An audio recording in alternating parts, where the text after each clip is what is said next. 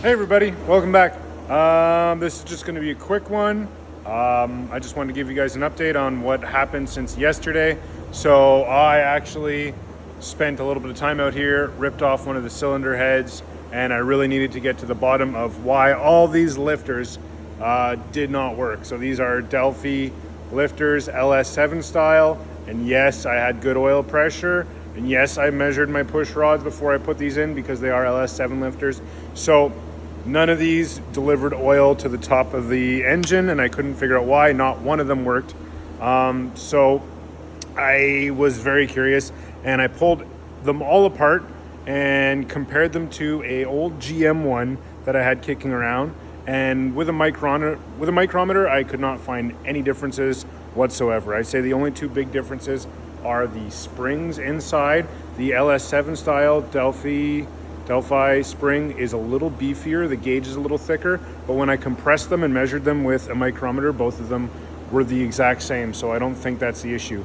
And then finally, just standing under the light here, I got a glimpse of something. So the cap of the hydraulic roller on an older GM, I feel like this is what happened. You can't really tell from looking at it with the blind eye, but there's a bevel on these caps so that you have this flat piece of steel inside, which is meant to just kind of rotate and it lets oil through.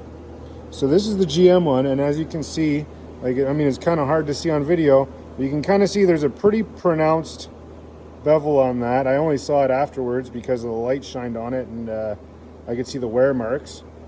So this is a GM one. As you can see, it's, there's some room in there for that little piece to flap back and forth and let some oil pressure through. And this is the aftermarket one. So as you can see, it's a much larger bevel, and there's not a whole lot that you can really, it almost looks completely flat, and then on top of it there's kind of a ridge on this side and a ridge on that side, and there's barely any flat spot. So when I cleaned all these up and I put the flat piece on there, like, there's almost zero clearance on this one, and yet the GM style one, you could sit it on there and then look, and then you could see daylight on the other side on both sides.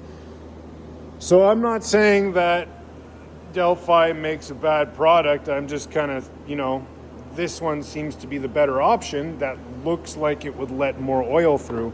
And this guy, under any kind of high pressure, or if you had a thicker oil, looks like it would just cut the flow right off.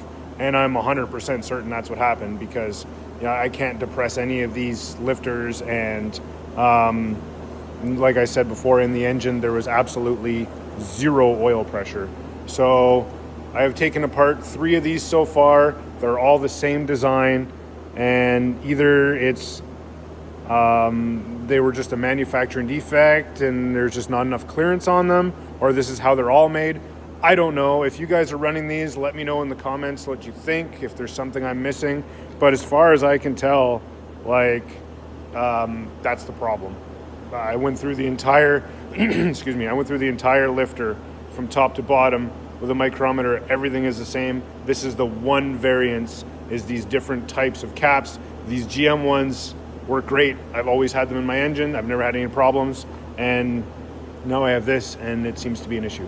So anyways, that's it for right now, and I think maybe tonight I'm going to rip the other cylinder head off. I ordered 16 brand new Melling lifters from Rock Auto, a couple new head gaskets. They should be in Thursday, so with any luck we'll get those stabbed in and retry this weekend. All right, thanks for tuning in, guys, and I'll talk to you later. Cheers.